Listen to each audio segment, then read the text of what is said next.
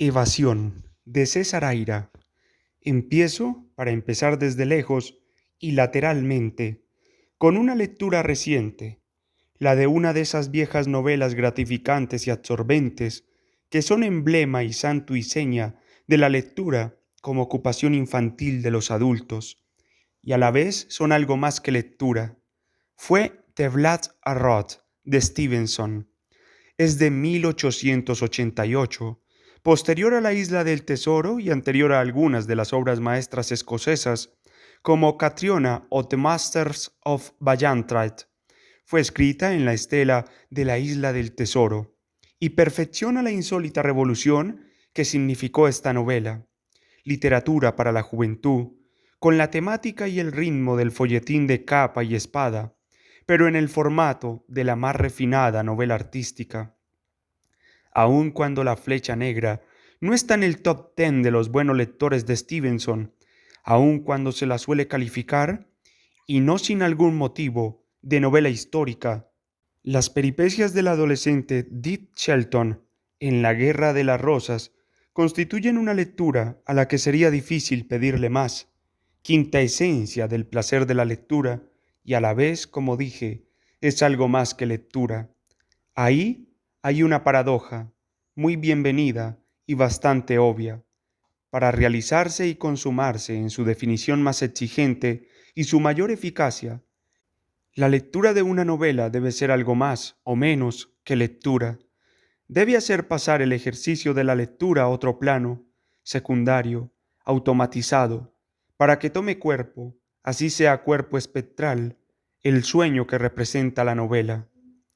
A ese sueño, a su vez, en el siglo XX, vino a representarlo el cine, y tratando de explicarse el mecanismo figurativo que lleva adelante The Vlad Arroz, podría pensarse en una producción cinematográfica.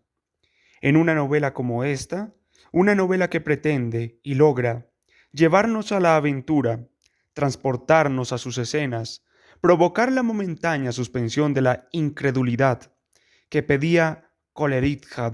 Hay muchos rubros de los que ocuparse: el vestuario, las escenografías, el guión, los personajes, las secuencias, la iluminación, la utilería.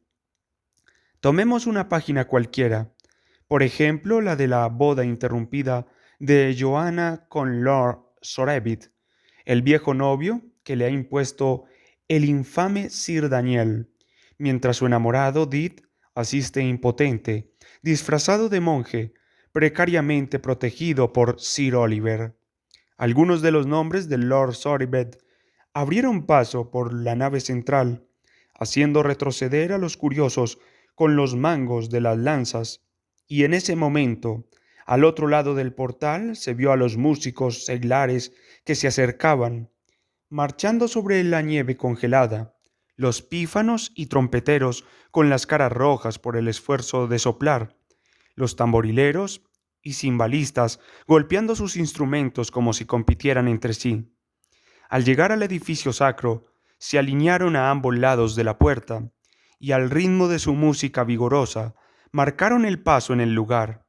Al abrir de ese modo la fila, aparecieron atrás los iniciadores del noble cortejo nupcial, y tal era la variedad y colorido de sus atuendos, tal el despliegue de sedas y terciopelos, pieles y rasos, bordados y encajes, que la procesión se desplegaba sobre la nieve como un parterre florido en un jardín o un vitral pintado en un muro. Primero venía la novia, de aspecto lamentable, pálida como el invierno, colgada del brazo de Sir Daniel y asistida, como dama de honor, por la joven bajita que se había mostrado tan amistosa con Dit la noche anterior. Inmediatamente atrás, con la más radiante vestimenta, la seguía el novio, cojeando con su pie gotoso, y como llevaba el sombrero en la mano, se la veía la calva sonrosada por la emoción. En ese momento llegó la hora de Aegis Dut War. Dit, que permanecía en su asiento, atontado por efecto de emociones contrarias, aferrado al reclinatorio frente a él, vio un movimiento en la multitud, gente que se empujaba hacia atrás, y ojos y brazos que se alzaban. Siguiendo estas señales, vio a 3 o 4 hombres con los arcos tensos, inclinándose desde la galería del piso alto de la iglesia. Al unísono, soltaron las cuerdas de sus arcos, y antes de que el clamor y los gritos del populacho atónito tuviera tiempo de llegar a los oídos, ya se habían descolgado de la altura y desaparecido. La nave estaba llena de cabezas que se volvían a un lado y otro, y voces que gritaban. Los clérigos abandonaron sus puestos, aterrorizados.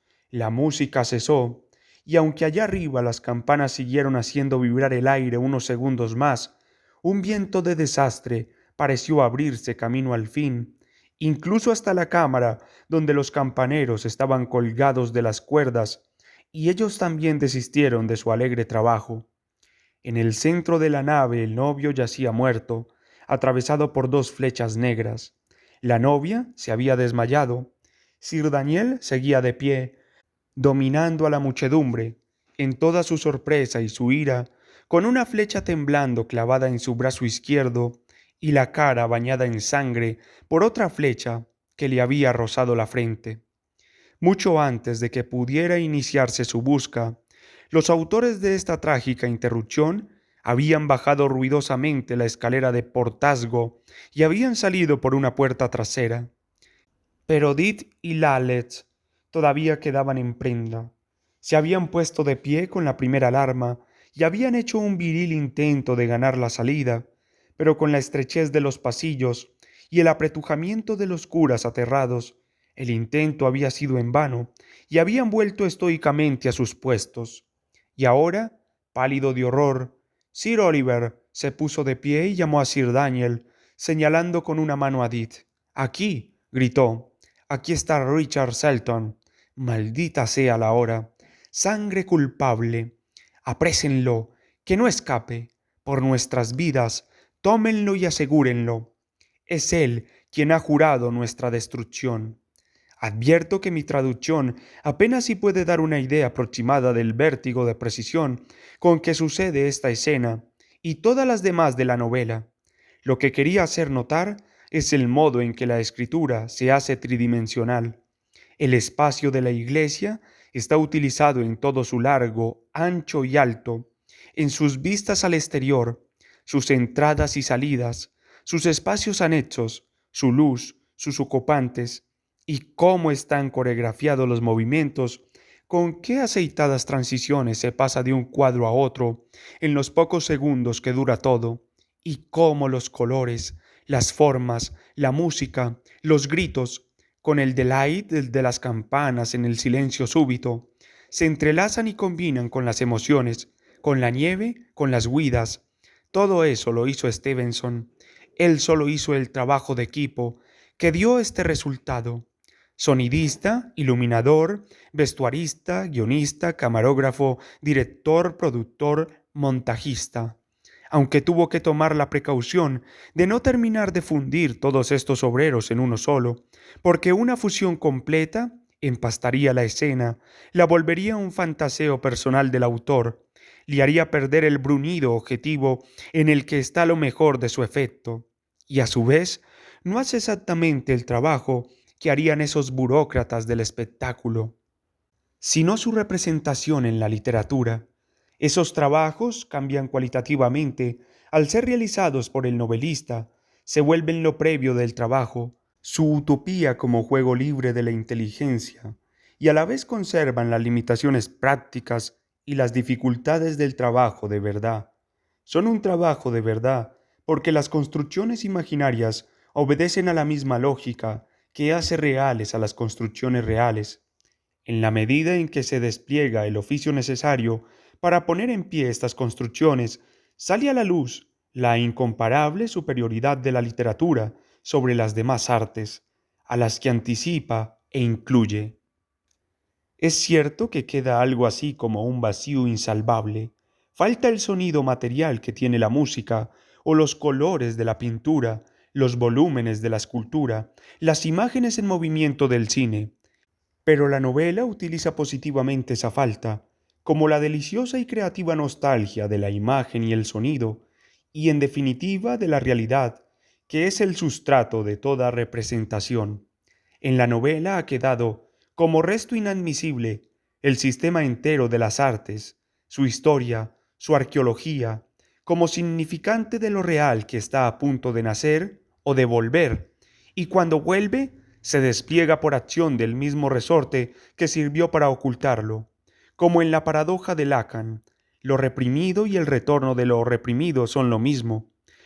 La realidad es idéntica a sí misma, de cualquier lado de la representación que se la mire, y si aceptamos la definición de Hegel de la realidad como lo que estamos obligados a pensar, también deberíamos aceptar que la novela es lo que ocupa nuestro pensamiento opcionalmente como prueba de libertad. El cine, por haber operado en los hechos la división del trabajo, queda fuera del cerco encantado de la representación.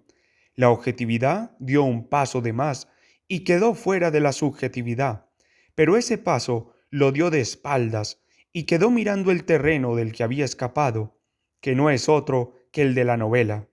De ahí la politique des auteurs, que a pesar de su formulación tardía, fue la política permanente del cine en toda su historia. El espectro de la escritura quedó instalado en las películas y se ha resistido a todo intento de desalojo.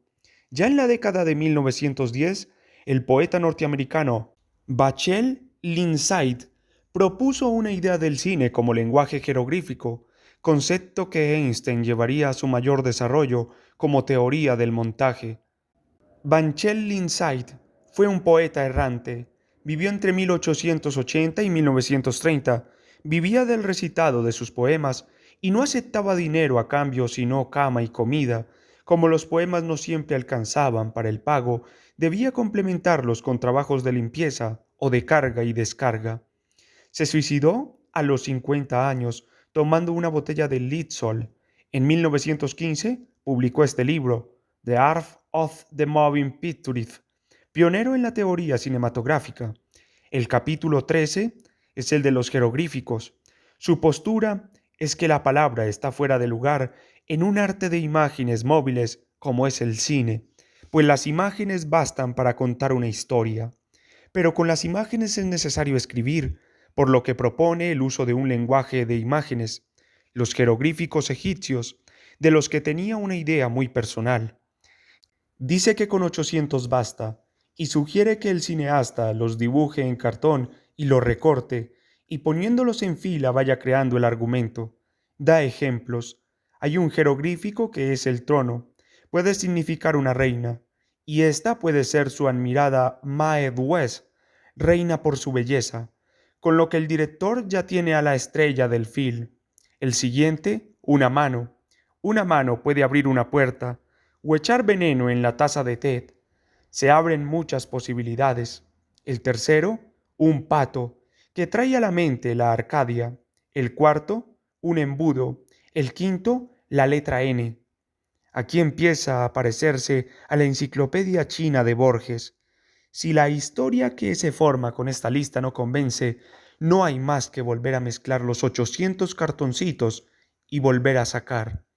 El artista del montaje, como el escriba egipcio, reúne en diagramas el trabajo que ha creado la realidad, pero el mito del nacimiento de la escritura jeroglífica es un episodio apenas que refleja el más intrigante de los mitos que haya soñado cualquier civilización, el retiro de Osiris al reino de la muerte, llevándose con él nada menos que la vida, toda la vida. A nadie se le ocurrió algo tan radical después de los egipcios de la cuarta dinastía. Heródoto no se extiende en el tema porque dice que los sacerdotes le pidieron discreción. La figura diagramática que produce este mito, un término que migra a su opuesto, llevándose el todo que lo incluye, es la representación de la escritura o del lenguaje. Osiris, desmembrado, es rearmado por Osiris en una operación de montaje, pero ya antes, al retirarse a la nada llevándose el todo, anticipaba la representación lingüística y no sólo la del discurso nominativo, sino la de la construcción, con su tridimensionalidad, luces y sombras, colores, sonidos. La hierofanía de la vida real El tránsito de Osiris bien podría servir como mito de origen de la novela. Quizás lo adivinó así Lezama Lima al hacer descender de las pirámides el pequeño manual de imágenes con las que hace el montaje de las historias.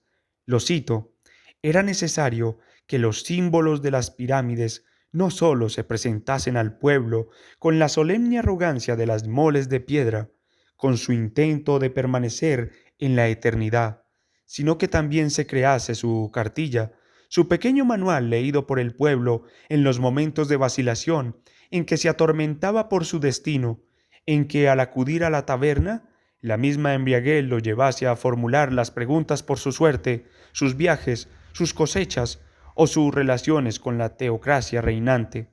Así fueron surgiendo las barajas del destino, los símbolos del tarot, el libro portátil, que se abre y se cierra sobre cada una de las interrogaciones de los hombres. En fin, todo lo anterior son digresiones sueltas, digresiones de nada, como para establecer el esbozo de un paisaje conceptual en el que hablar de la literatura de evasión, de lo que antes se llamaba literatura de evasión, ahora no se la llama nada, porque no existe. Creo que nunca existió en realidad, salvo como recurso o fantasma polémico, a pesar de lo cual, o por lo cual, he empezado a extrañarla y hasta tratar de producirla deliberadamente con los pobres medios artesanales a mi alcance. De mala palabra, y lo que creo es que solo era eso, una calificación negativa colgada en el vacío, que no calificaba nada preciso, pasó a ser buena, o lo sería si la pensáramos y pensáramos en su rescate, como estoy tratando de hacerlo. Pasa en la vida, por poco que la afecte el tiempo. Los signos de positivo y negativo se intercambian ante una cualidad o un defecto, según el cambio de las circunstancias.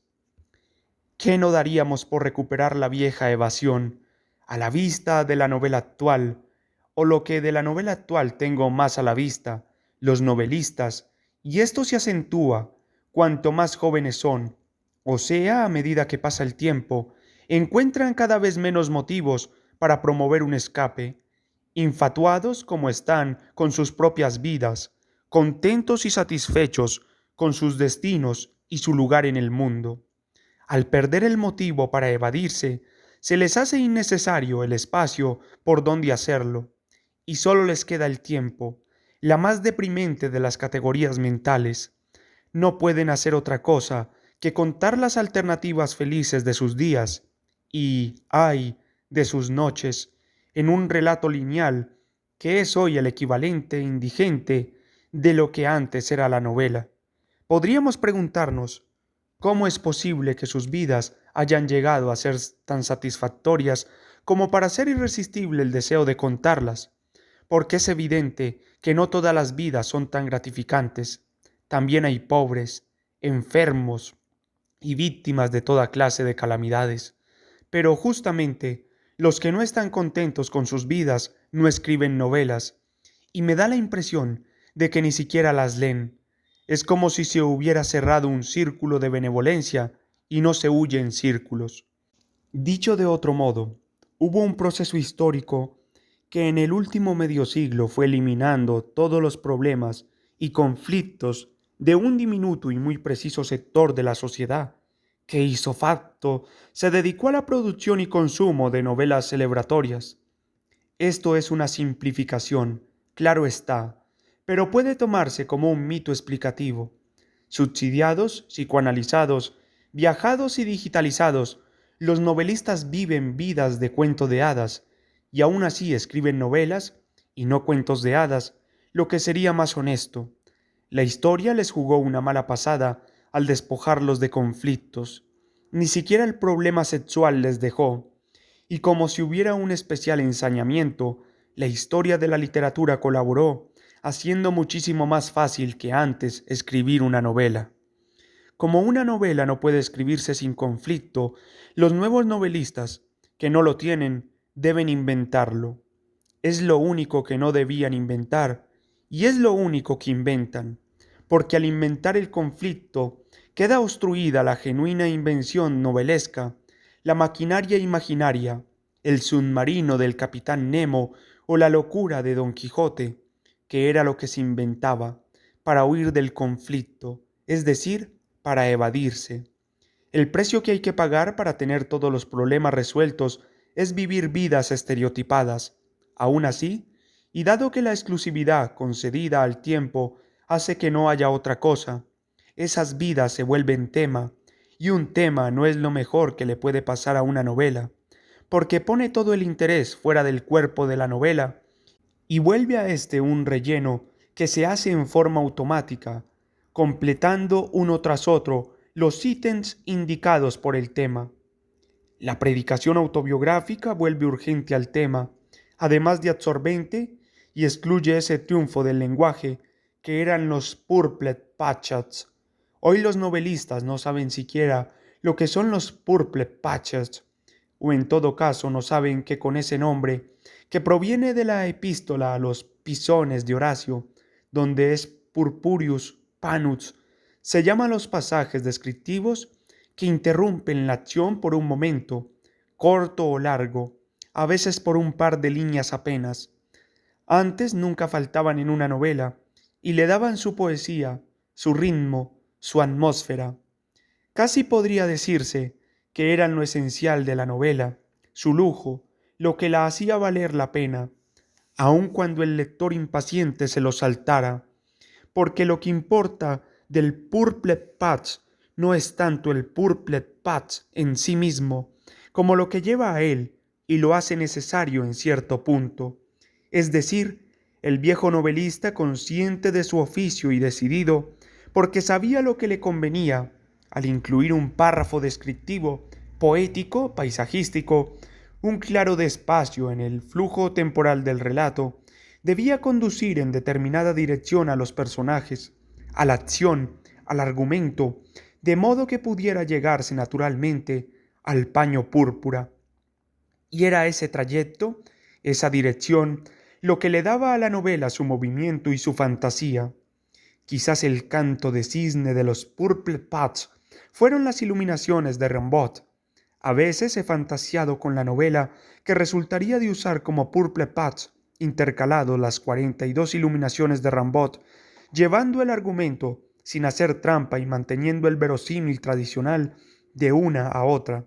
Esto se parece a un procedimiento de generación automática de novela, no tan automático, por supuesto, como los que yo he venido predicando irresponsablemente estos últimos 30 años. Irresponsablemente, pero no tan estúpidamente como los que se lo tomaron de modo literal. Aunque no exista más que como teoría, ni se lo practique, el procedimiento tiene un mérito y una utilidad de primer agua. Vuelve objetiva la fuente de las historias, sino él, o sin lo que él representa, la única fuente a la que recurrir es lo que alguna vez llamé el estúpido reflejo de la manzana en la ventana, es decir, la propia estúpida y miserable psicología momificada del sujeto filisteo y antiliterario que se suponía que la literatura tenía por objeto destituir. ¿Qué hacer respecto de este sujeto sino huir de él? La evasión reinventada puede ser un vehículo más rápido que el procedimiento, más cómodo y podría llevar más lejos.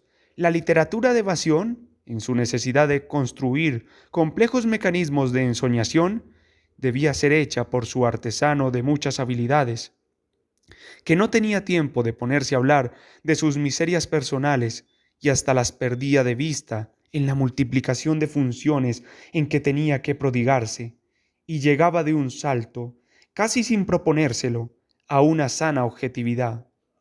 Dije que hasta la historia de la literatura había colaborado con la historia para producir estas malformaciones del narcisismo. En efecto, la evolución de la novela en los últimos 100 años la llevó a independizarse de la lógica tradicional del interés del lector. A la deriva, librado a sí mismo, el interés se volvió en dirección al autor. El resultado es una novela que, ante el riesgo de terminar de vaciarse, debe quedar pegada a su creador y justifica esa pregunta que ha empezado a oírse con frecuencia creciente. ¿Y esto a mí qué me importa? ¿Por qué estoy leyendo el registro de las actividades y opiniones de un desconocido al que nunca le pasó nada? ¿Por cortesía? No estaré perdiendo el tiempo. Esta última pregunta es la más pertinente de todas. Las novelas que han adherido al círculo autobiográfico están hechas de puro tiempo, porque el yo, cuando realiza su esencia de haberse quedado solo en el mundo y solo puede hablarse a sí mismo, es puro tiempo. El espacio ha quedado relegado desde que se perdió el volumen de la representación. Solo queda el hilo del discurso que no puede medirse sino con tiempo.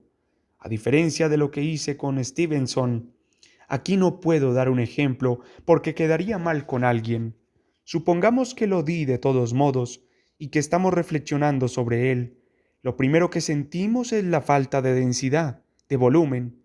Cada frase nos informa de algo, pero la información nos deja donde estábamos, solo que un poco más viejos y más cansados. Tomemos la primera página. El autor o la autora habla en primera persona y en tiempo presente de los estragos de la edad en el hombre o la mujer que ama y la caída o el olvido de los ideales de la juventud.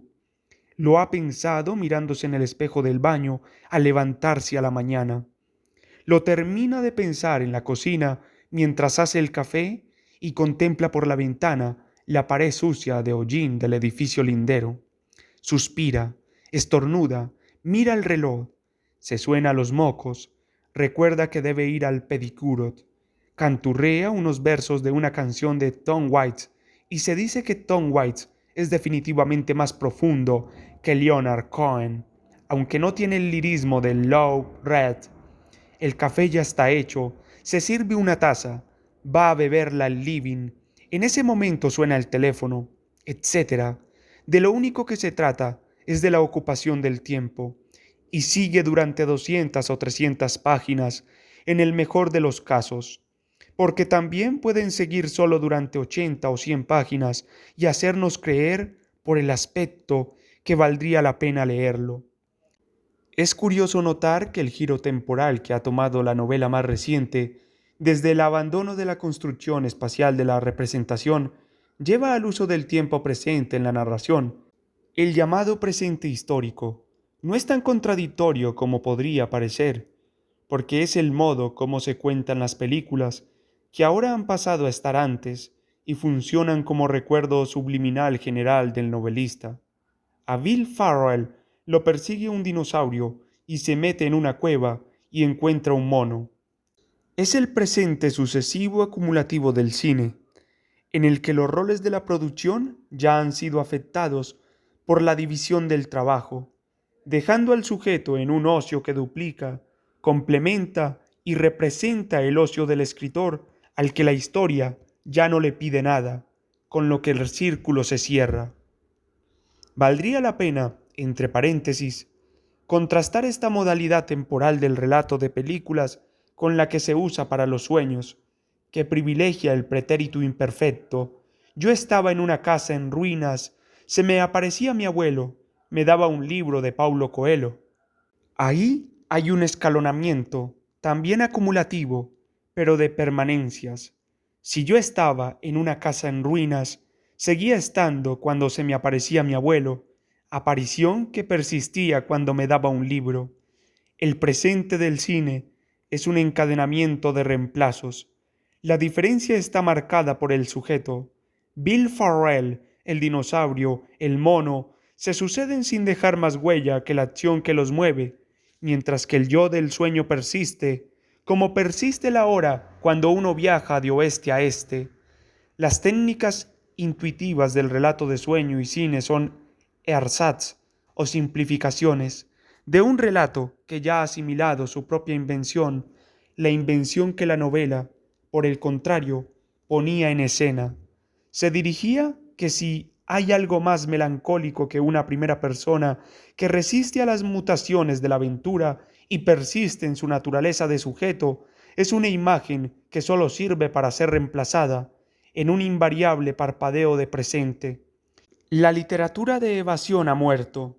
No se huye de nada, porque no hay nada de qué huir. Al contrario, hoy la novela es novela de acercamiento.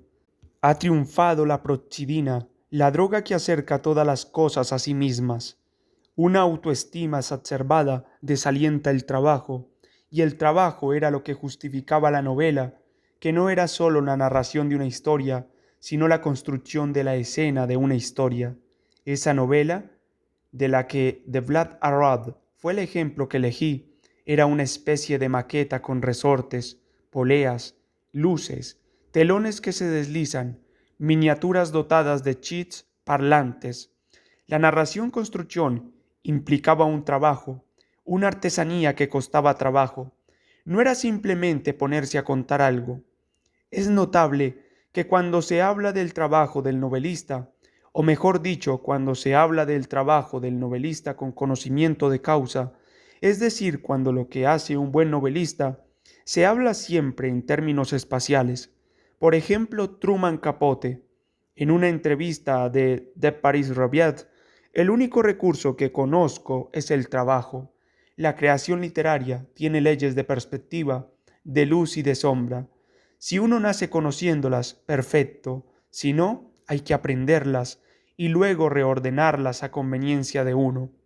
Al existir el trabajo, la historia debía ser especialmente buena. Lo exigía una razón básica de ahorro de energía, una razón casi biológica. Al novelista se le iba la vida en el aprendizaje de un oficio tan difícil y en la construcción de maquinarias tan complejas. Y que la historia fuera buena no quería decir solo que fuera ingeniosa o novedosa o atrapante, ni mucho menos que tocara temas eternos como el poder o el amor o el nazismo, sino que tuviera el espacio y el volumen como para entrar sensorialmente en ella. En esta exigencia se agotaba, felizmente, la relación de la persona del autor con su obra. Hoy esa relación lo ha invadido todo, al punto del exhibicionismo, y el trabajo se ha desvanecido. Si su reclamo se mantuviera, la carga libidinal de la autoestima se dispersaría. Hoy la novela fluye directamente del autor, sin pasar por la intermediación de la literatura. El trabajo que la respalda ya no es el de la escritura, sino el de la publicación. Conclusión. Hubo una vez una novela de hacer soñar y creer, volumétrica, autosuficiente, iluminada por dentro, una novela que promovía algo que podía llamarse evasión. En la espacialidad intensa que creaba su textura, todas las cosas se alejaban, como en el universo en expansión, un cuerpo elástico que se ampliaba indefinidamente y cuyos puntos se separaban unos de otros. Un efecto conexo era que el lector se desprendía del tiempo, de lo que nació la calumnia de que la novela servía para matar el tiempo o distraerse o pasar el rato.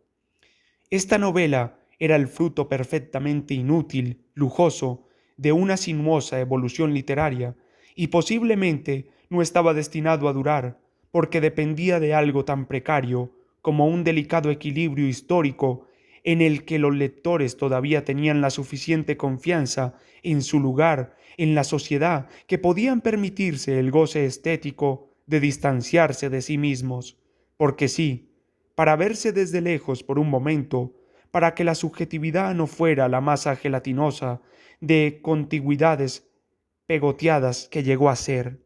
Además, no cualquiera podía escribirla. Crear y sostener el andamiaje de la distancia exigía un largo aprendizaje y una técnica refinada, una orfebrería de precisión, pobremente recompensada.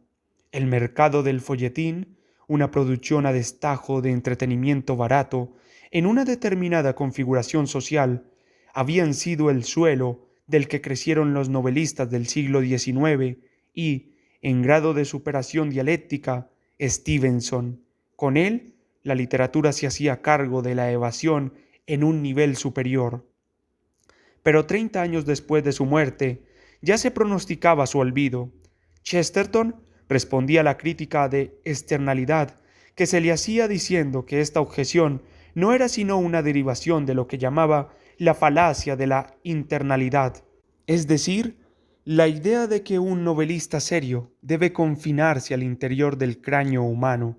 Sí, Stevenson era un hombre de la superficie, pero lo psicológico no es menos psicológico porque salga a la superficie en forma de acción, equivaldría, dice Chesterton, a decir que el delicado mecanismo de un reloj solo existe cuando el reloj se para.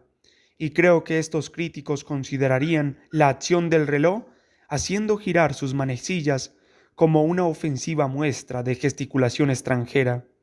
Leyendo estas líneas de Chesterton, se me ocurre que la buena crítica literaria es subsidiaria a una cierta exterioridad de la literatura. Sin un juego abierto de separaciones y recortes netos, todas las proximidades tienden a aparecerse y confundirse.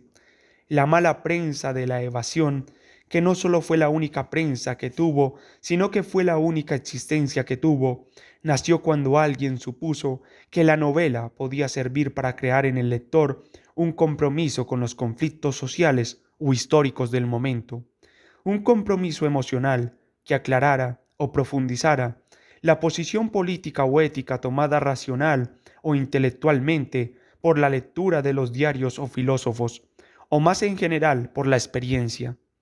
La apelación a la experiencia se hacía y se hace en términos de redundancia.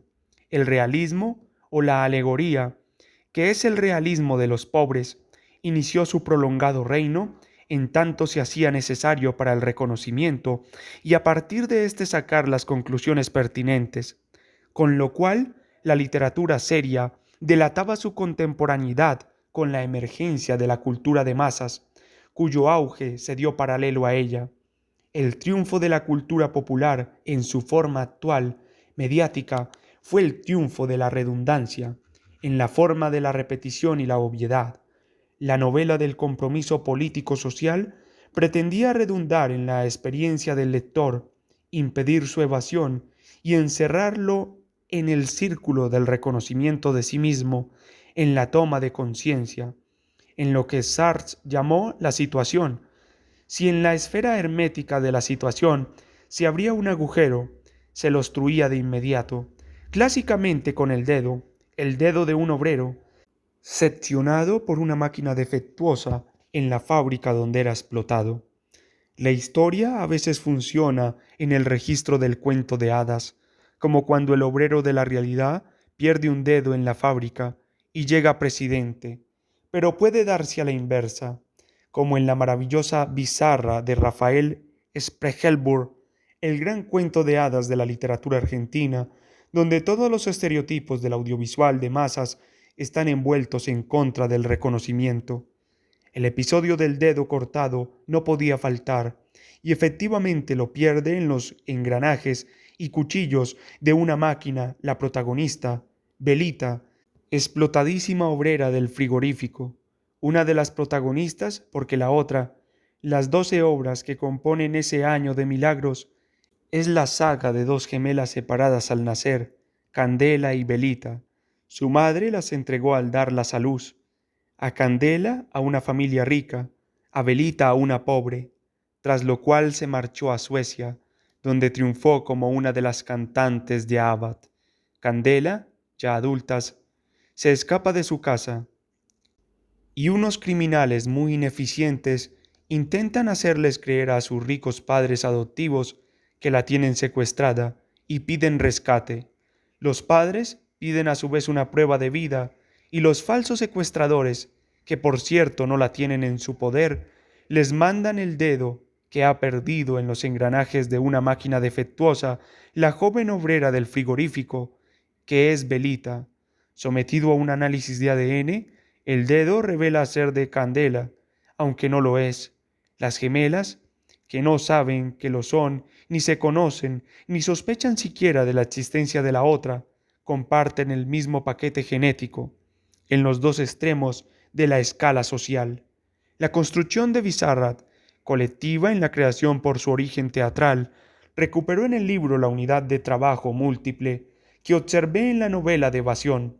La espacialidad, la escena, estaba dada de antemano por el teatro y dentro de la espacialidad el recorte de las figuras, acentuado por la duplicidad actor-personaje.